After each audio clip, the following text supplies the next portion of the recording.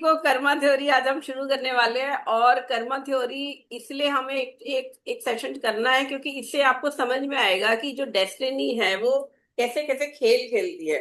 आज का पेपर मैं पढ़ रही थी और मुझे बड़ी हैरानी हुई कि तीन मैंने न्यूज ऐसी पढ़ी हैं जो बिल्कुल डेस्टिनी का खेल है, कर्मा थ्योरी का खेल है। पहले मैं आपको वो बता देती हूँ। एक लड़की जो मैरिड, 1 साल से मैरिड है। उसने अभी सुसाइड कर लिया है, कल सुसाइड कर लिया है। वो डिजिटल अरेस्ट, जो साइबर सिक्योरिटी आपने सुना होगा ना, साइबर क्राइम आजकल लोग कर रहे हैं, डिजिटल अरेस्ट। सुना आपने?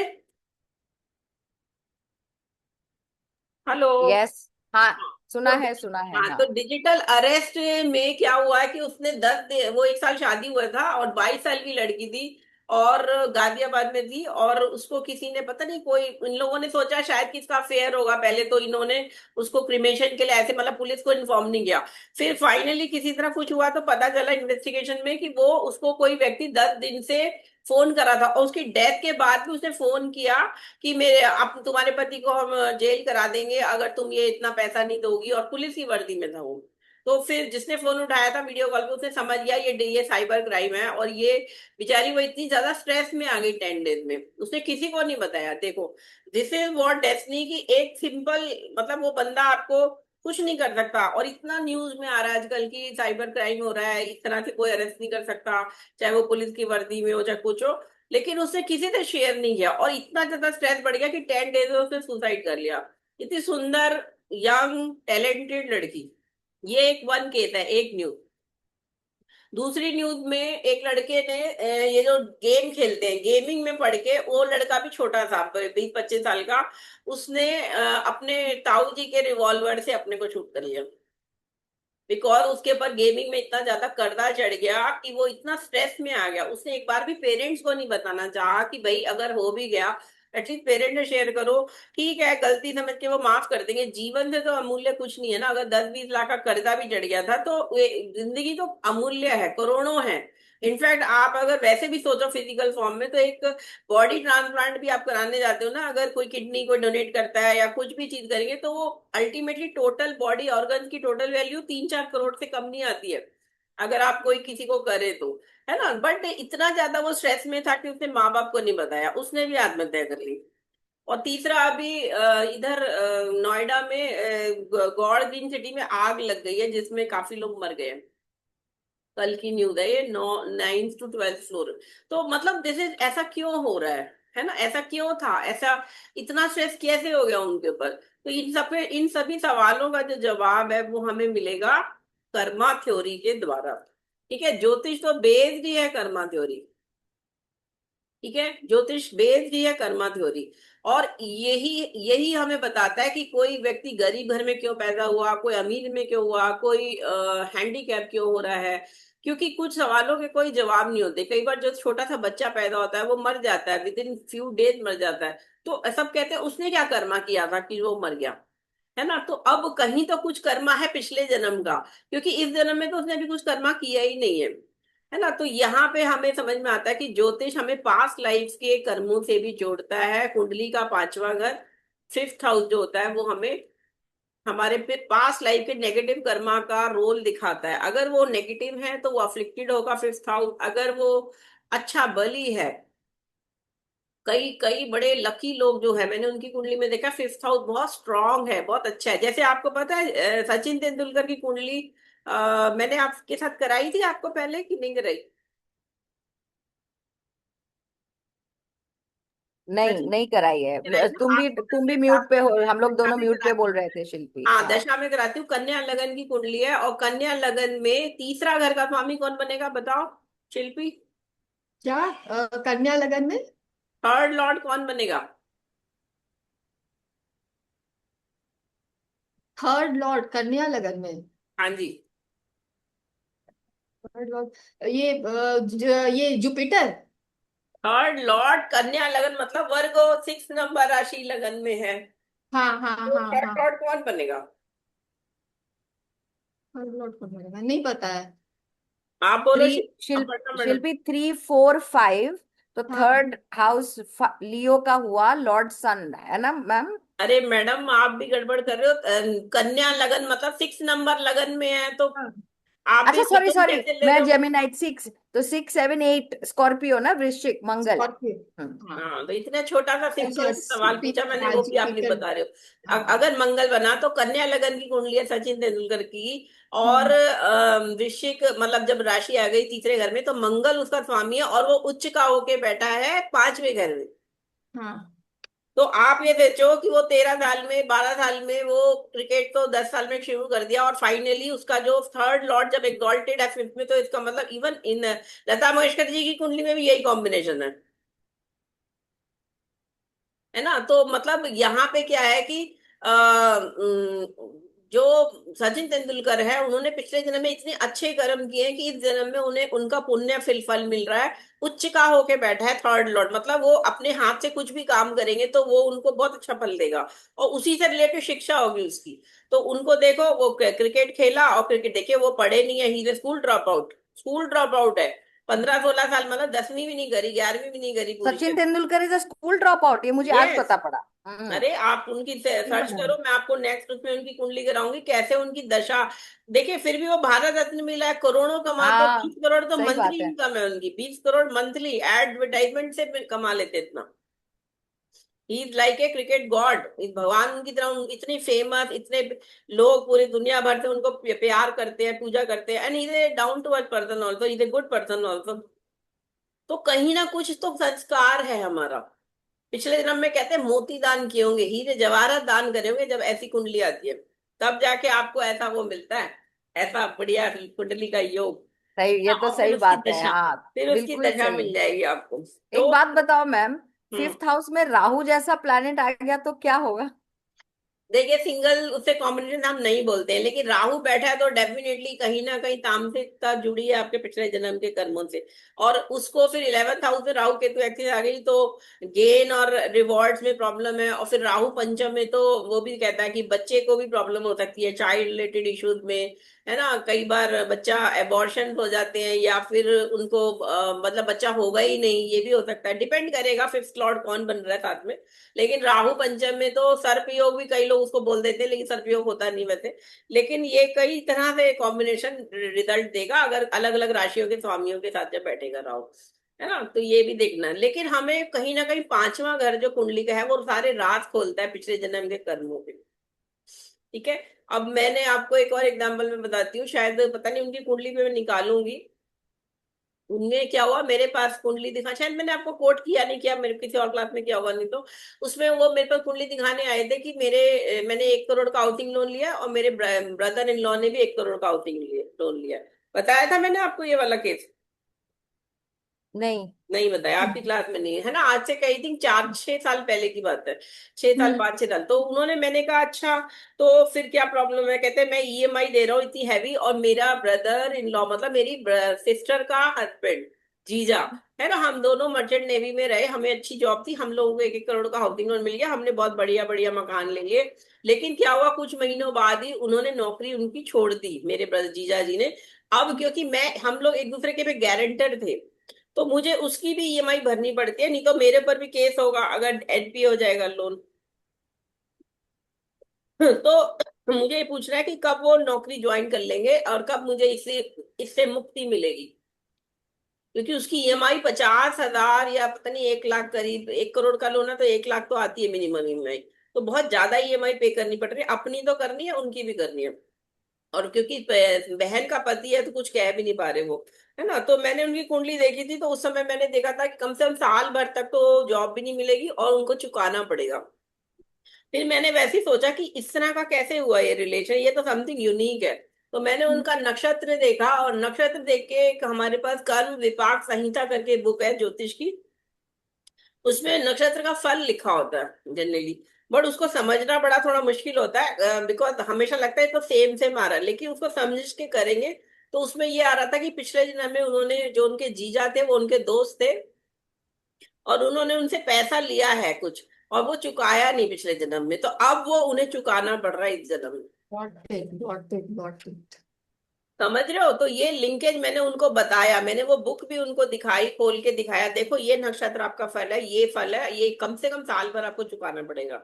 अगर आप नहीं चुकाओगे तो आप ही को प्रॉब्लम होने वाली है, ये चुकाना ही पड़ेगा, है ना। और देखो रिलेशन भी कैसे बना, अगर वो कोई और होता तो हम्म। शायद वो कहते मैं नहीं चुकाता, केस कर लो ये, लेकिन अपनी बहन का पति है ना, वो मतलब बंधा हुआ है इतना से। तो खैर फिर वो पूछ के चले गए, फिर रेमेडी पूछी कि कैसे करूं कि कम हो जाए, जल्दी से ज्वाइन कर ले ऐसे। तो मैंने कहा आप विष्णु सतनाम नारायण कवच करो, और हो सकता है 4-6 महीने में कट जाए आपका नेगेटिव कर्मा। तो ये कुछ बड़े यूनिक कॉम्बिनेशन होते हैं ऐसे, कभी कभी ऐसे यूनिक केसेस आते हैं। एक और केस मेरे पास आया था, वो ये जो क्रिकेट में सट्टाबाजी करते हैं ना, बुकीज होते हैं, वो आया मेरे पास। उसकी भी शायद कुंडली मैंने सेव, तो मैं सबकी करके रखती हूँ, हार्ड कॉपी भी होगी। हाँ हाँ ढूंढना हाँ। ढूंढना थोड़ा मुश्किल होता है, क्योंकि मेरे पास 10,000 से ऊपर हार्ड कॉपीज में कुंडलियां, जैसे राव सर रजिस्टर्स में रखते हैं। तो राव सर की तो मेमोरी बड़ी अच्छी है, वो याद रखते हैं। मेरे को याद नहीं रहता किस साल में कब आए थे, लेकिन मिल जाएगी ढूंढने तो उस केस में भी ये हुआ था कि उसने बोला मैंने 200 करोड़ से ऊपर का सट्टा खेल के कमाया पैसा। मैंने कहा तो मेरे पास क्या करने आए हो? कहता मैंने 200 करोड़ गंवा भी दिए। तो मुझसे पूछने आए थे, मैंने उनकी कुंडली देखी, वो भी बड़ी बड़ी स्ट्रांग कुंडली थी। और फिर मैंने उनको आगे का भी पूछ रहे थे, शादी करूंगा नहीं करूंगा, वाइफ कैसी होगी और क्या करूं। तो मैंने कहा ये सब छोड़ दो, ये करोगे तो हमेशा यही होता रहेगा, इस चक्कर में फंसे रहोगे। अपना, तुम्हारी शादी होने वाली है अगले साल में, अच्छी सुंदर अच्छी पत्नी मिलेगी, अपना जॉब या कुछ काम कर लो, ईमानदारी से करो, अब ये जुआ हुआ ये सब छोड़ दो। तो उसने फिर उसके बाद वो दोबारा तो आया नहीं, एक एक आध बार मैंने सोचा भी फोन करके पूछूं। बट ये है कि कई बार ये कुंडलियों में स्पेसिफिक यूनिक कॉम्बिनेशन होते हैं, और नुकसान कब होता है, वही 7.5 आती है, शनि शनि दंड देते हैं, तो वो सारा निकल गया उसने जो कमाया था। तो फिर कुंडली यानी कि एक ऐसा रोड मैप बन जाता है, हमारे जीवन का नक्शा है, जो बता रहा है कि कब कर्मफल पिछले जन्म का मिल रहा है, और कब कब आपको अभी के कर्मों का मिल रहा है ना। वैसे तो हमेशा ही अच्छे कर्म कर रहे थे, लेकिन कई बार होता है हम अच्छे अच्छे करे आ रहे हैं, लेकिन हमारे साथ बुरा बुरा हो जा रहा है। तो सब लोग बोलते हैं हमारे साथ ही बुरा क्यों हो रहा है यार, हम तो किसी का बुरा ही नहीं किया। तो कहीं ना कहीं कुछ पैटर्न तो आएगा। तो एक बात आप नोट करो अपने रजिस्टर में, वैसे मैं नोट्स में भी आपको लिख के देती हूँ जनरली। शनि जब भी पंचम भाव को देखेंगे, कहीं से भी देखें, तीसरे घर से तीसरी दृष्टि से देखें, 8वें घर से 10वीं दृष्टि से देखें, 11वें घर से 7वीं दृष्टि से देखें, तो समझ लीजिए पिछले जन्म का कुछ कर्मा इस जन्म में आपने भोगना ही है। और जब जब शनि की दशा आएगी तब तब वो रिटर्न वो लेंगे। ये तो मैंने पूरा चेक करके देखा, मैंने अपने जीवन में भी देखा है, मैंने औरों की लाइफ में भी ये देखा है। आप लोगों ने देखा लता मंगेशकर की कुंडली, शायद मैंने आपको कराई है ना। उसमें क्या बताया था पिछली बार, बच्चे क्यों नहीं हो रहे हैं, सैटर्न देख रहा था ना अष्टम से, 10वीं दृष्टि से सारे चार्ट्स में आ रहा था। तो उनके बच्चे इसीलिए नहीं हुए कि उन्होंने उनको इस जन्म में वो काटना है कि विदाउट चाइल्ड ही डेथ होनी है, without biological child, despite she was very famous, सब कुछ अच्छा था। ठीक है। तो ये चीजें आपको थोड़ा सा याद रखनी पड़ेंगी।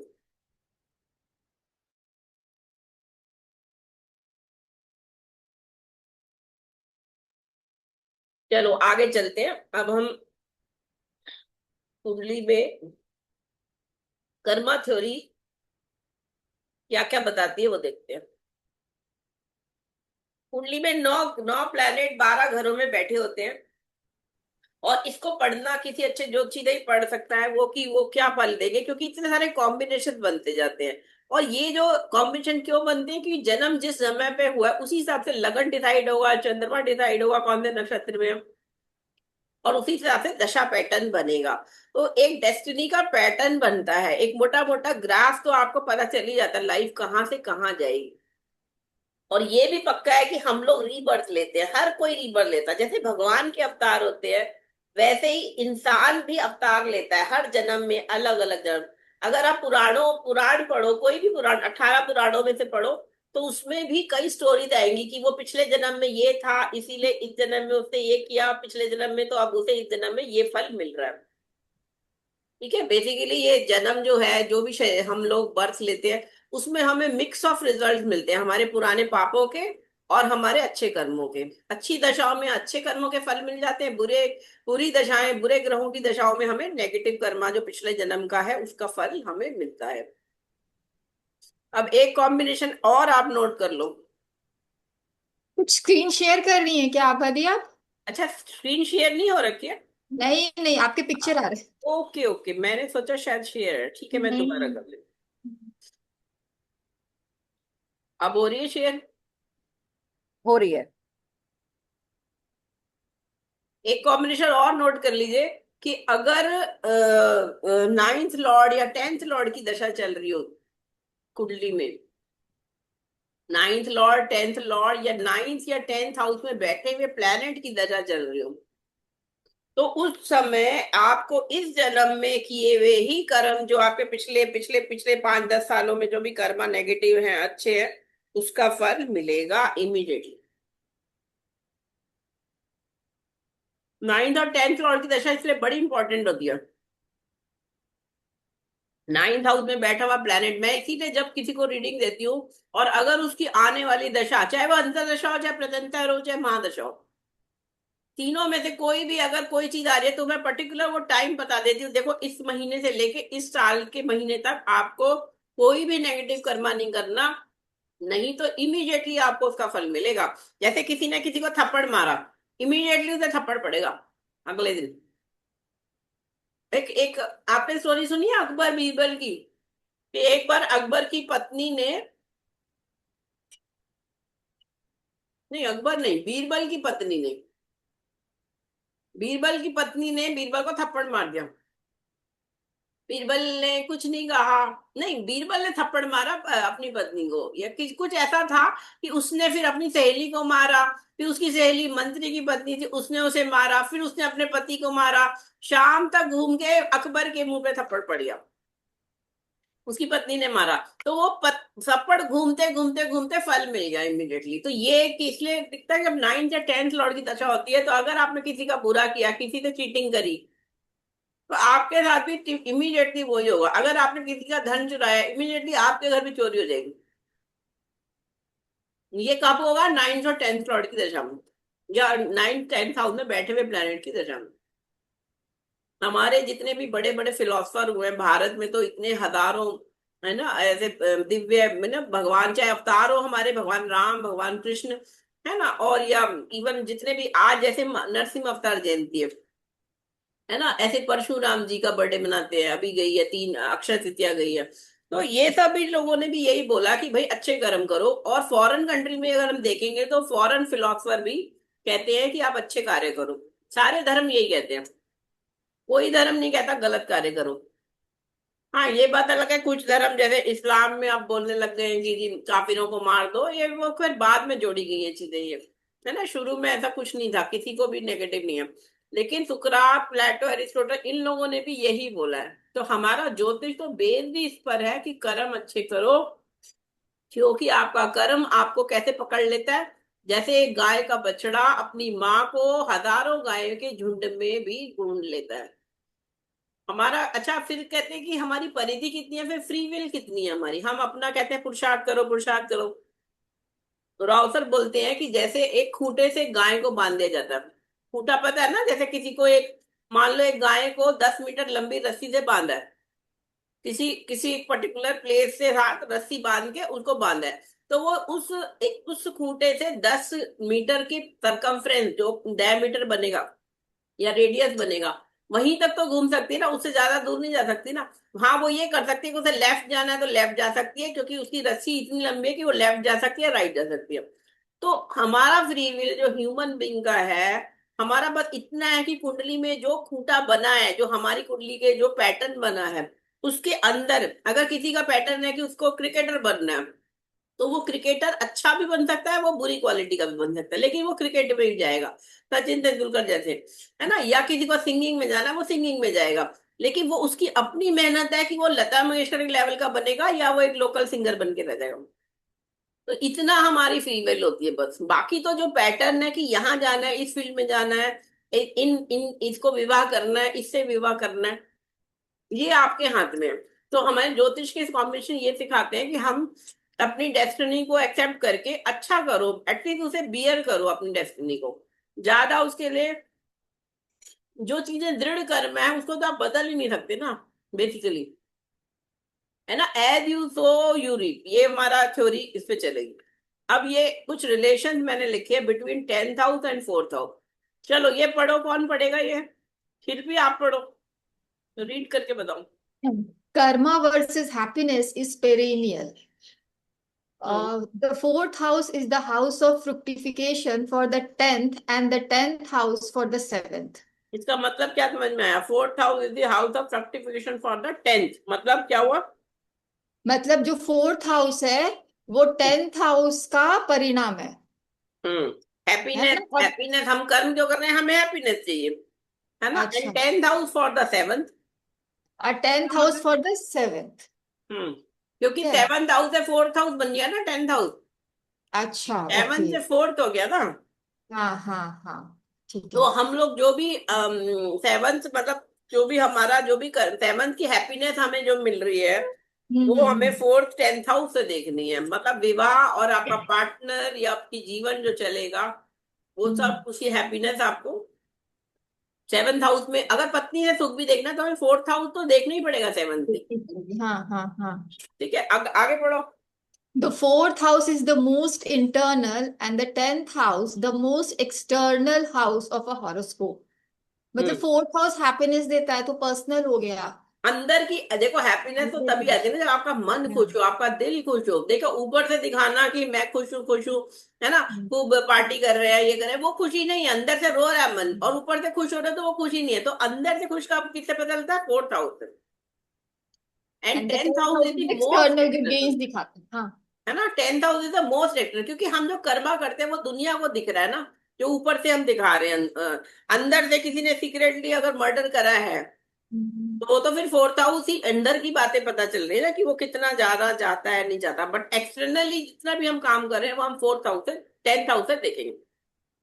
In a चलो। high stress lifestyle, people tend to be short tempered and impatient. Hmm. Globalization have made people ambitious and restless. Hmm. The internal aspirations have to reflect on the karmas governed by the 10th house.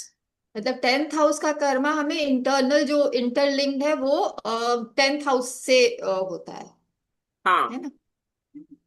दे मतलब will हम लोग all. जो काम कर पाएंगे, देखो करना तो हम बहुत कुछ चाहते हैं, लेकिन कितना कर पाते हैं ये भी तो देखना है ना। तो 10th हाउस जिसका जितना बली होगा, यानी वो उतना कर्मठ है, उतना काम करता है, उतने ज्यादा उसके कर्म है।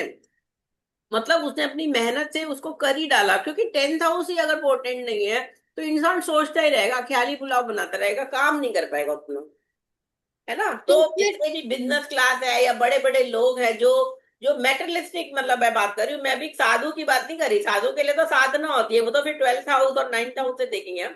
लेकिन जो एक मेटेरियलिस्टिक वर्ल्ड में जो कर्मा देखना है, तो वहां 10th हाउस का बली होना, 10th लॉर्ड का बली होना जरूरी है। और अच्छे ग्रह, अच्छे योग बने 10th हाउस के साथ।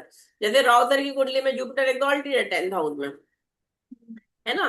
तो ये भी हम उसे देखते हैं। ठीक है। तो फिर 10th हाउस। हाँ बोलो, सॉरी हाँ, बोलो। अच्छा, पेरिनियल मतलब पता है आपको क्या है? पेरिनियल मतलब क्या होता है? एक दूसरे के पूरक। नहीं नहीं, पेरिनियल माने होता है परमानेंट, जो चिरस्थायी है, हाँ हाँ। शाश्वत है।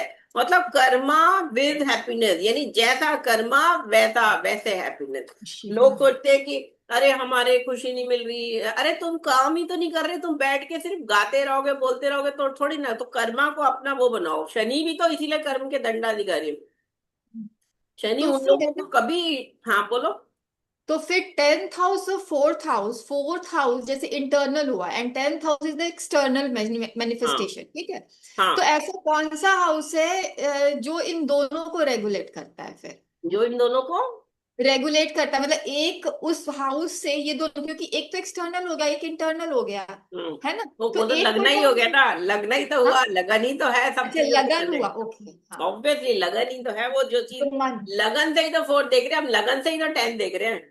लगन ही हाँ, तो मेन कंट्रोलर है ना। तो ओके। लगन को भी बली होना चाहिए फिर। हाँ, बिग वैल्यू होना फोर्थ चाहिए। हाउस स्ट्रांग कब होगा? जब फोर्थ, लगन भी तो बली होना चाहिए। हैप्पीनेस मिल रही है लेकिन वो बीमार ही रहेगा, तो बंदा कैसे हैप्पीनेस करेगा? तो बहुत सारी चीजों में ऑब्वियसली सारे हाउसेज इंपॉर्टेंट है, लेकिन कर्मा के खेल में, कर्मा थ्योरी को समझने के लिए आपको फोर्थ और टेंथ को देखना पड़ेगा। फिफ्थ तो बताएगा आपका किस तरह, लेकिन वो फाइनली निकल के कैसे आएगा फिफ्थ हाउस का रिजल्ट, वो टेंथ फोर्थ। समझ रहे हो? फिर भी ठीक है, फिफ्थ हाउस अफ्लिक्टेड है, हमें पता है कि दुख मिलना है, तो दुख हम्म, कहाँ मिलना है, कैसा मिलना है? वो टेंथ से हैप्पीनेस, सारी हैप्पीनेस, भाई बहन से हैप्पीनेस, माता पिता से हैप्पीनेस, पति से हैप्पीनेस, माँ से हैप्पीनेस, है ना, अपने इंजॉयमेंट, अपने दोस्तों से हैप्पीनेस, वो सब चीजें हैप्पीनेस कहाँ से देखेंगे? फोर्थ से देखेंगे। इन सभी लोगों से रिलेटेड कर्मा कहाँ से देखेंगे? टेंथ से देखेंगे। है ना? तो ये चीजों को ले हमें फिफ्थ से हमें ये तो समझ में आता है कि हाँ, अच्छा कर्म है, बुरा कर्म है, या अगर दोनों तरह के ग्रहों का प्रभाव है, शुभ ग्रहों का भी, मेलेफिकल, तो इसका मतलब कुछ शुभ फल है, कुछ नेगेटिव फल है। तो ये चीजों के लिए आप फोर्थ टेंथ और फिफ्थ को देखते जाएंगे। ठीक है, चलो, ये अब ये मोटा मोटा हमने कर्मा थ्योरी को समझा है। अब हम बात कर लेते हैं कुछ रीबर्थ के एग्जाम्पल हमारे क्लासिक बुक्स में जो राव सर पढ़ाते हैं। कर्मा थ्योरी का लेक्चर राव सर का बहुत बढ़िया होता है, हम लोगों ने कम से कम 10 बार अटेंड किया होगा राव सर का सेम लेक्चर। और सर शुरू किससे करते हैं? गौतमी की कहानी से शुरू करते हैं। ये मैंने बिल्कुल राव सर के ही वर्ड्स को इसमें डाला है, समझ लो, इस लेक्चर में।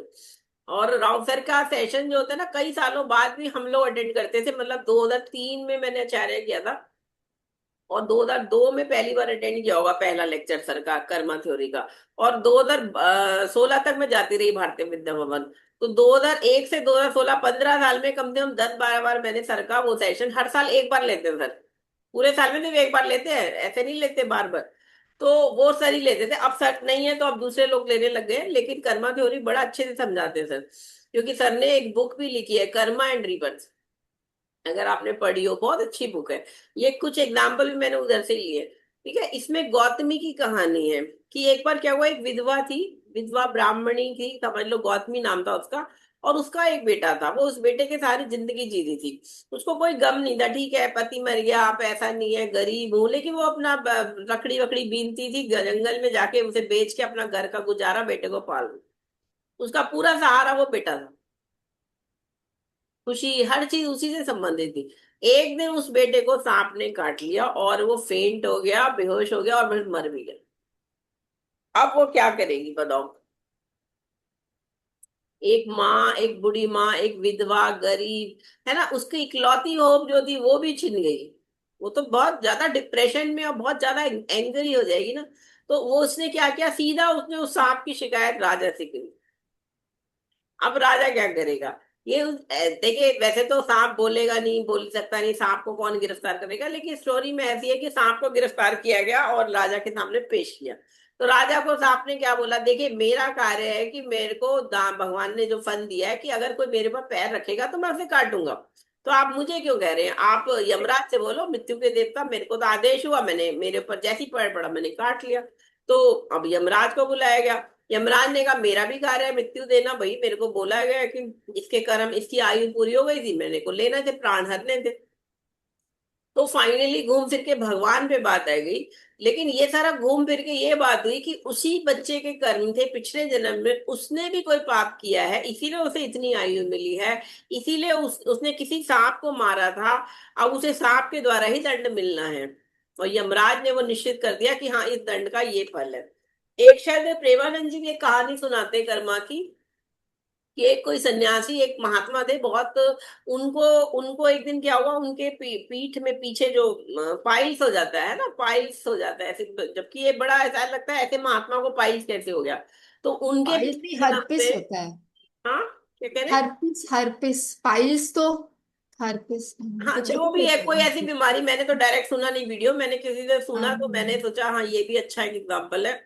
हम्म, उसने पिछले जन्म में जो वो बालक था, वो जो महात्मा, तो उसने एक तितली के, जो तितली पकड़ते ना बच्चे, उसको कांटे से उसने तितली के दोनों पैरों को बींद दिया। तो वो त्रिशूल की तरह लगे, देखिए वैसे तो कांटा तो पितला था, लेकिन तितली भी तो इतनी नाजुक सी होती है। तो अब वो कर्म का फल उसे मिलना है, तो उसको अगले जन्म में क्या हुआ, उस महात्मा को, वो बैठा था प्रवचन दे रहे थे, तो कुछ चोर आके बैठ गए, हम्म, और चोर वहां के बैठ गए सामान के साथ। तो जब राजा के सिपाही आए, उन्होंने जब देख लिया चोरों को, छुपने के लिए आए थे, तो उन्होंने देखा कि वो, क्योंकि उनसे बात भी कर रहा था उस समय कोई एक चोर महात्मा थे, तो उन्होंने महात्मा को भी पकड़ लिया कि ये भी ढोंगी है, और राजा के पास ले गए, और राजा ने सबको दंड दे दिया। क्या दंड दे दिया कि इसको, इनको त्रिशूल से चुभाओ, हम्म, और इनको 10 बार त्रिशूल चुभाओ। अब देखिए, चोर ने तो चोर चोर थे वो तो उनको सजा मिली, ठीक है, लेकिन महात्मा ने कहा मेरा क्या दोष है यार, मैंने तो इस जन्म में कुछ किया ही नहीं गलत। तो फिर कहीं ना कहीं फिर पिछले जन्म का कर्मा आ गया कि वो उसका उनको भी चुबाना था। और एक ही बार चुबाना था, एक बार चुबाते ही वो चोरों ने साफ साफ बता दिया कि इन्होंने ये हमारे साथ नहीं है, इन्होंने चोरी नहीं की, हम तो यहाँ छुपने आए थे। लेकिन एक बार तो लग ही गया ना, तो वो खून घाव हो गया उनको, और फिर बीमारी बीमारी भी हो गई। मतलब वो भोगना पड़ता है कर्मा। तो गौतमी के केस में क्या हुआ, फाइनली जब गौतमी को राजा ने कहा फिर अब तुम बताओ, चाहो तो इस सांप को मरने मार देते हैं, आप बोलो तो। लेकिन तब तक शांत हो गया जब उसने एक चक्र समझा कर्मा। तो उसने सोचा अगर मैं इसको मारने का आदेश राजा मेरे लिए दे भी दे, तो मैं भी तो इस कर्म के फल से बन जाऊंगी, मेरे बेटे को तो मेरे ही कर्म, उसी कर्मों का फल मिला। तो फिर गौतमी ने राजा को बोला नहीं छोड़ दीजिए, इसको वो अपनी नियति को प्राप्त हुआ मेरा पुत्र।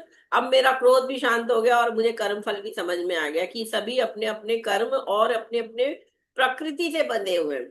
प्रकृति भी वर्ड राव सर यूज करते हैं कि एक माँ है, किसी को कह दो कि अगर तुम बिना किसी को हिले डुले अगर तुम तपस्या करो तो तुम्हें तुम्हें 1 करोड़ रुपया देंगे हम, या कुछ भी बहुत अच्छा इनाम मिलेगा, या तुम्हें पुण्य मिलेगा, स्वर्ग जाओगी तुम। लेकिन उस माँ का बच्चा जैसे ही रोएगा बगल के कमरे में वो दौड़ के जाएगी। वो नेचर है। तो राव सर क्या कहते हैं, नेचर जो है, प्रकृति जो है, वो हमारी संस्कारों से आती है, जो पिछले कई कई जन्मों के हमने कर्मों में जो भोगा है वो हमारे अंदर आ चुका है, डीएनए में है वो हमारे। हम उसे चेंज भी नहीं कर सकते। और वही हमारी जो कुंडली है, तत्व दर्शन जो हम 12 राशियों का देखते हैं, ग्रहों का तत्व देखते हैं उनकी, वो उससे हमें समझ में आता है कि ऐसे हम क्यों बिहेव करते हैं।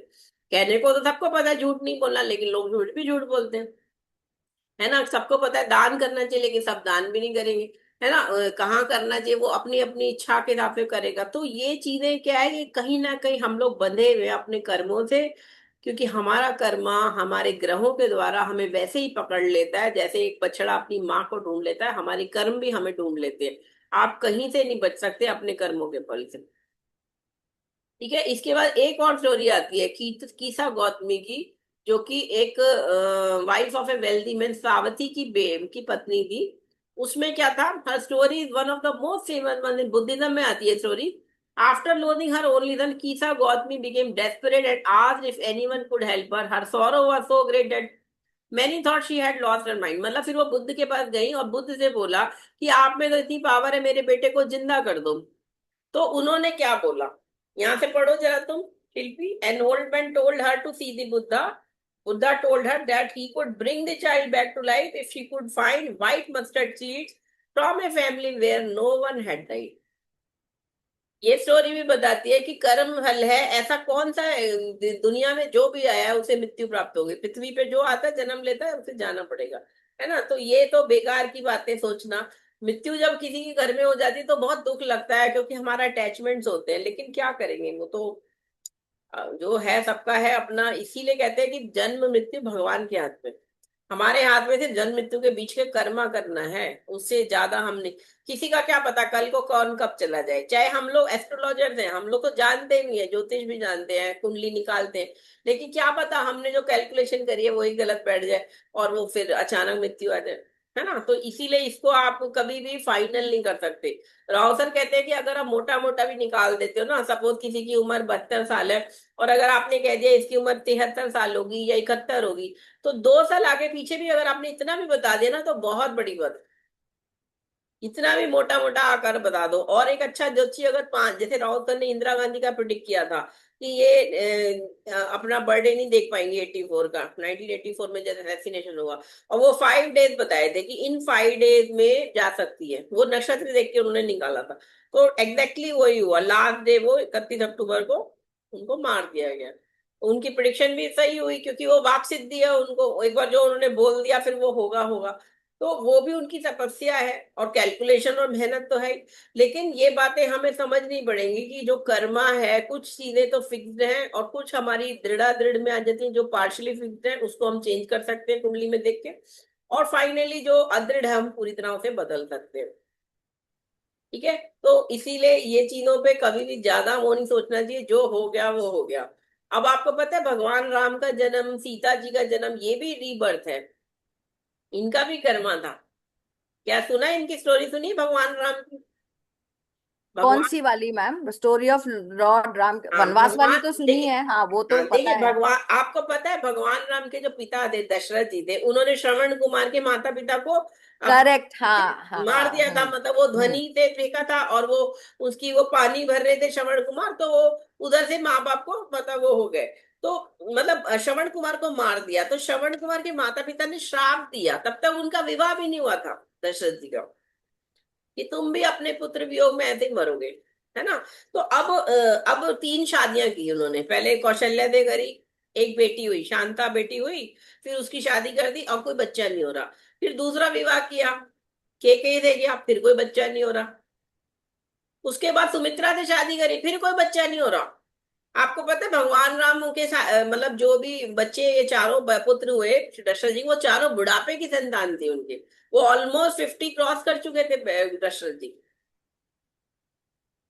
मतलब बुढ़ापे की संतान, मतलब जवानी में, यंग एज में नहीं पैदा हुए वो। उनकी सारी रानियां भी 20-20 साल, 15-20-20 साल शादी को हो गए थे उनके।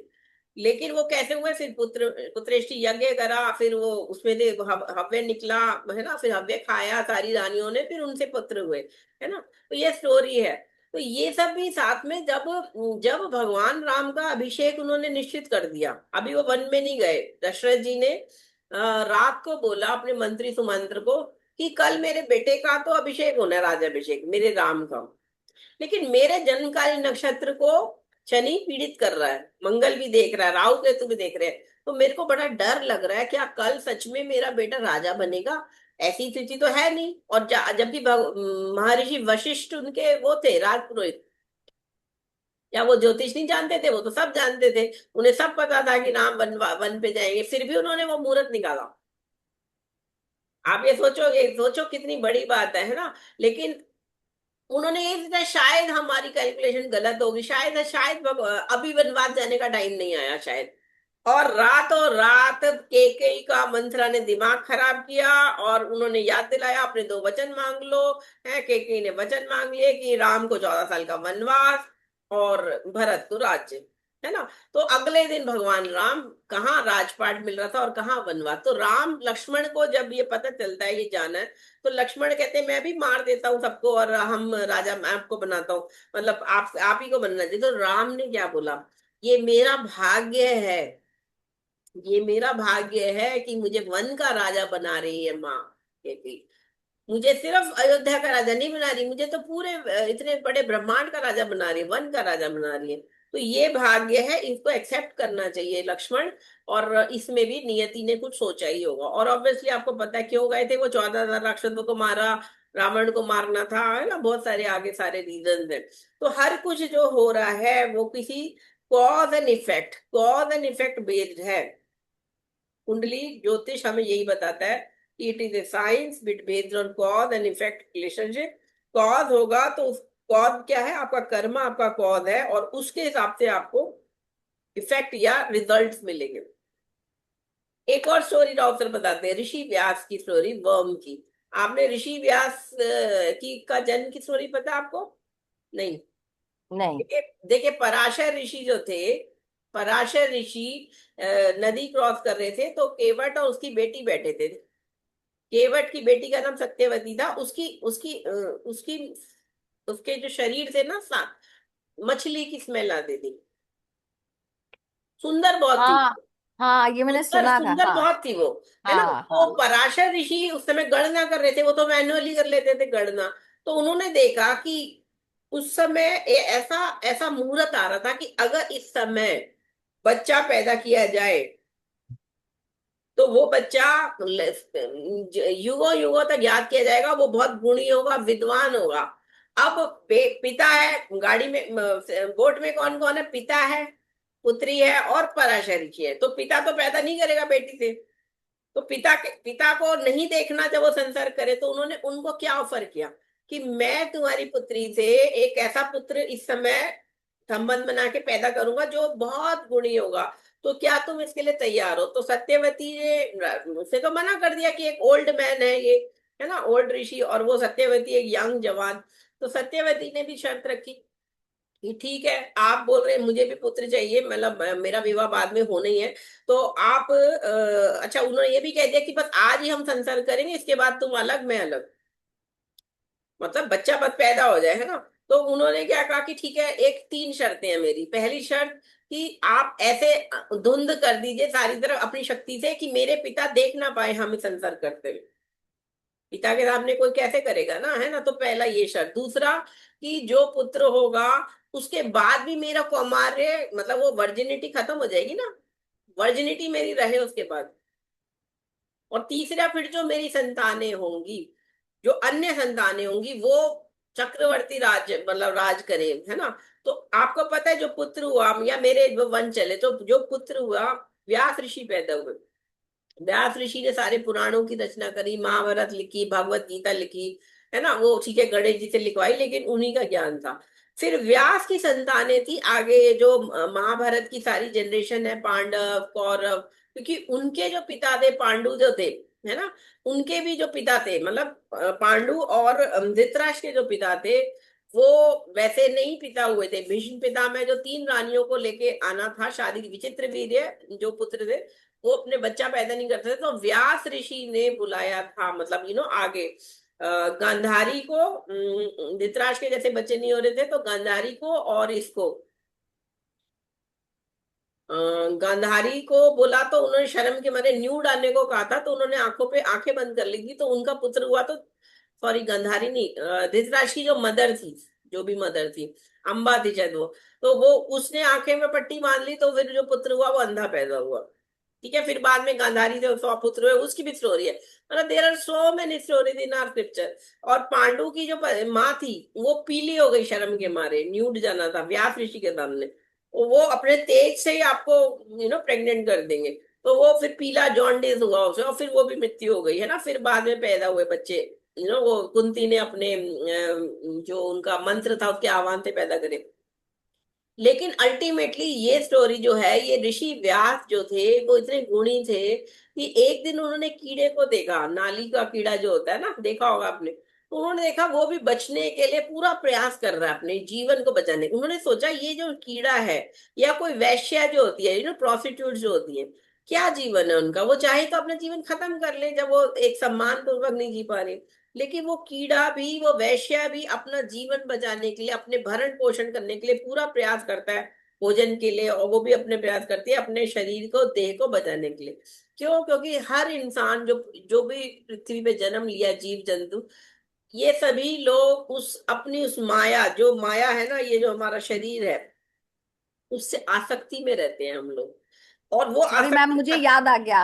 अंबा और अंबालिका ना, अंबा, धृतराष्ट्र। अंबिका, अंबालिका, वो तीन लड़कियां जो राजा हाँ, की थी, उनको भीष्म पितामह उठा के ले आए थे। लेकिन करेक्ट एक जो करेक्ट। अंबा थी, वो शायद वो तो किसी और से प्यार करती थी, तो फिर उसने हाँ, बाद में वो तो उनको शिखंडी जाने बनी दिया। थी, है हाँ ना, अगले हाँ। जन्म में शिखंडी बनी थी, जिसके द्वारा वो मृत्यु मिली थी भीष्म पितामह को। लेकिन जो अंबिका अंबालिका थी, उनको भी पुत्र नहीं हो रहे थे, फिर वो व्यास ऋषि के पास गई थी, और फिर मतलब ये सभी स्टोरीज हैं, बहुत सारी स्टोरीज है। लेकिन दिस इज व्हाट की रीबर्थ, रीबर्थ, रीबर्थ हो रहा है, और कर्मा कर्मा कर्मा, हर जन्म में कर्मा है।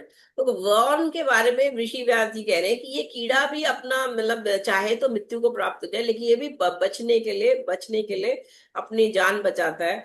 तो क्या है ये सब सारी चीजें, है ना। इसी तरह तीन बर्थ, सीता जी के भी तीन बर्थ हैं। पहले वेदवती थी वो, आपको पता है, वेदवती सतयुग में जब थी, वो तपस्या कर रही थी भगवान विष्णु को पति रूप में पाने के लिए, तब रावण उनके पास गया। और रावण ने देखा इतनी सुंदर अच्छी, है ना, कन्या पूजा कर रही है, तो उन्हें कहा मेरे से विवाह करो। उन्होंने कहा मेरे को आप छू नहीं सकते, मैं तो विष्णु को पति मान चुकी हूँ। तो फिर भी उसने, ऑब्वियसली रावण बहुत दुराचारी था, तो उसने जबरदस्ती करनी चाहिए, तो उसने अपने प्राण त्याग दिए वेदवती ने, और ये कह के बोले कि अगले जन्म में मैं तुम्हारा काल बनूंगी। अगले जन्म में फिर वो जन्म लिया उन्होंने सीता के रूप में, और सीता काल बनी रावण का। फिर वेदवती जब पूजा कर रही थी ना, तो पूजा जो जो पाठ करे, तो वो चाहती थी जो मेरा पति हो, मतलब विष्णु जी होंगे, लेकिन वो भी ऐसा कैसा हो। जब ब्रह्मा जी ने उन्हें वरदान देना ना, तो उन्होंने बोला मुझे ऐसा पति चाहिए जो सुंदर भी हो, जो जो बहुत सहनशील हो, जो बहुत धनुर्धारी, बेस्ट धनुर्धारी हो, दुनिया का बेस्ट गदाधारी हो, और धर्म में भी टॉप का हो। तो उन्हें मुझे ऐसा पति चाहिए, पति चाहिए, पति चाहिए, पति चाहिए, पति चाहिए, 5 बार बोला। तो उस जन्म का फल, उस तपस्या का फल, जब वो द्रौपदी बनी तो 5 पति मिले, 5 पतियों से शादी मतलब विवाह करना पड़ा। कुंती के मुंह से निकला जब वो लेके आए अर्जुन कि जो मिला है उसे बांट लो 5 में, वो शादी करनी पड़ी। तो ऐसा नहीं कि द्रौपदी ने अपनी मर्जी से शादी करी या सिर्फ कुंती का वो आदेश था, वो कर्म फल था उसके पिछले से पिछले जन्म का। वेदवती के रूप में, सीता के रूप में तो वो 5 पति नहीं ले सकती थी, पर एक ही पति, क्योंकि रावण का जिस तरह से हाथ होना था। तो फिर वो क्या हुआ, 5 पति उसको द्वापर युग में मिले द्रौपदी के रूप में। तो ये भी स्टोरी है कि हर इंसान को, इवन सीता जी की एक और स्टोरी है। जब वो छोटी थी बचपन में, तो वो एक ऐसा मानते हैं कि उनको ना शायद पक्षियों की भाषा आती थी या समथिंग। तो एक तोता तोती का जोड़ा था, और वो बैठ के ना बता रहे थे कि ये जो रानी है, सीता है ना, राजकुमारी, ये बड़ी होगी, बाद में ये जाके वन में जाएगी, और बहुत इसका पति बहुत चक्रवर्ती राजा होगा। तो उनको लगा कि ये मैं इनको अपने पास रखूं, तो अपने पिंजरे में रख लिया तोता तोती को। अब वो दोनों आए, और वो जो तोती थी वो गर्भवती थी। तोती गर्भवती थी, तो जब वो सिपाही पकड़ के ला रहे थे तोते को, तोती को, तो तोता मर गया। अब वो दोष तो लग गया ना, सीता जी के आदेश में हुआ था, तो उसने श्राप दिया। तोती भी बच्चों को जन्म दे के मरी, या तोते ने श्राप दिया कि तुम में जैसे मेरी पत्नी मेरे बिना बच्चों को जन्म दे रही है, तुम भी अपने पुत्रों को जन्म दोगी अपने पति के बिना। तो उनको लव कुश को कब जन्म देना पड़ा, जब राम जी ने उन्हें त्याग दिया। पूरे गर्भवती तब भी उनके साथ कोई नहीं था, फिर उन्हें पाला, 10 11 साल के 12 साल के हो गए, तब जाके वो वापिस आए, और फिर उन्होंने प्राण त्याग दिए। तो ये सारे कर्मों से बंधे हुए, जब भगवान कर्मों से बंधे हुए हैं, तो हम इंसान क्या चीज है उनके सामने, है ना। तो इतने सारे एग्जाम्पल। लास्ट में एक एग्जाम्पल ऋषि जड़ भरत की कहानी भी अगर आपने सुनी हो, जिनके नाम पे भारत का नाम भारत पड़ा है। जड़ भरत कौन थे, पहले वो एक ऋषि थे। एक बार उन्होंने देखा कि नदी क्रॉस कर रहे थे, नदी के पास अपने शिष्यों के साथ जा रहे थे, तो एक शेर एक गर्भवती हिरनी के पीछे भाग रहा था। हिरनी ने जैसी छलांग मारी, नदी क्रॉस करने के लिए, तो उसके शरीर नदी में उसका बच्चा गिर गया, शावक। और हिरनी को पकड़ लिया शेर ने, और वो खा गया हिरनी को। अब वो जो शावक, जो बच्चा था हिरनी का, वो पानी में गिरा, तो दया आई ऋषि को, तो ऋषि ने क्या किया, उसको पकड़ लिया, बचा लिया, नाव में अपने में ले लिया। अब वो बच्चा इतना छोटा है, उसको दूध भी चाहिए, खाना चाहिए, तो ऋषि धीरे धीरे धीरे अपने आश्रम में ले आया, और उसके साथ इतना लगाव होने लग गया कि उनकी तपस्या भी भंग होने लगी रोज की। और इतना मोह पड़ गया कि अंतिम समय में मरते वक्त उन्हें क्या याद रहा कि इस बच्चे का हिरण का क्या होगा। तो अगला जन्म उन्होंने क्या लिया, हिरण का जन्म लिया। लेकिन उनकी जो तपस्या थी, भगवान राव सर भी बताते हैं, और हमारे शास्त्रों में भी लिखा है कि जो भी, इवन भगवत गीता में भी आता है कि जो भी तपस्या पूजा हम भगवान का नाम ले रहे हैं, वो कभी व्यर्थ नहीं जाती। वो जहां हमने पिछले जन्म में छोड़ी, वहीं से शुरू होगी आगे से। तो जो भी उन्होंने ऋषि के रूप में तपस्या की थी, भगवान का नाम लिया था, पुण्य किया था, वो सारा उनको अगले जन्म में एज ए हिरन याद रहा। अब एज ए हिरन तो वो कुछ नहीं कर सकते, वो तो योनि है, भोगना पड़ेगा। जो उन्होंने इच्छा करी, उसके बारे में सोचा, वो उन्होंने भोगा। अब जब मृत्यु हुई हिरन की, तो वो एक राजा के बेटे के रूप में पैदा हुए, राजकुमार। तो उन्होंने कहा अगर अब मैं फिर से कुछ करूंगा, इन्वॉल्व हो जाऊंगा, तो कर्मा हो जाएगा। तो उन्होंने क्या किया, गूंगा होना शो करने लग गए कि मेरे को बोलना ही नहीं आता, गूंगे गूंगे बन गए। इसलिए उसे कहते हैं, उनका नाम था भरत, उनका नाम पड़ गया जड़ भरत। बोलते नहीं थे किसी से ज्यादा, है ना। फिर एक दिन वो छोड़ के भी चले गए, जैसे भगवान महात्मा बुद्ध निकल गए, वैसे वो भी अपने राज्य छोड़ के निकल गए। तो क्या हुआ कि एक राजा की पालकी जा रही थी वहीं से, पास से कहीं से, वहां का उनका एक जो पालकी उठाने वाला था, उसको कुछ प्रॉब्लम हो गई। तो ये क्योंकि हट्टे कट्टे थे, जो राजकुमार के रूप में जड़ भरत, तो उन्होंने फिर उनको मांगा कि तुम हेल्प कर दो, तो इन्होंने उनकी पालकी उठा ली। अब वो अरे जड़ भरत बातचीत करते हैं अपने साथ के चलने वालों को मन लगाने के लिए, कि वो समय कट जाए। तो राजा जो होता है, दूसरा राजा, वो इनकी बातें सुनता है। तब उसे समझ में आता है कि ये तो बहुत ज्ञानी, बहुत ज्यादा अच्छे संत महात्मा तपस्वी हैं। फिर वो उनसे हाथ जोड़ के उनकी पांव पड़ता है राजा, और कहता है आप मुझे उपदेश दीजिए। जड़ भरत जी को बोलता है। फिर जड़ भरत का संवाद है, और वो स्टोरी भी बहुत अच्छी फेमस है। तो फाइनली जड़ भरत आता है कि मैं पिछले जन्म में हिरण था, उससे पिछले जन्म में मैं ऋषि था, अब ये मेरा आखिरी जन्म है और मैं नहीं चाहता कि अब मेरे को फिर से जन्म लेना पड़े, इसलिए मैंने ये ऐसा वेश धारण किया है। तो ऐसे हजारों स्टोरीज हमारे शास्त्रों में मिलेंगी। अब मैं आपको इस कलयुग के उसमें ले आती हूँ, अब पिछले 25-30 साल 40 साल के उसमें ले आती हूँ।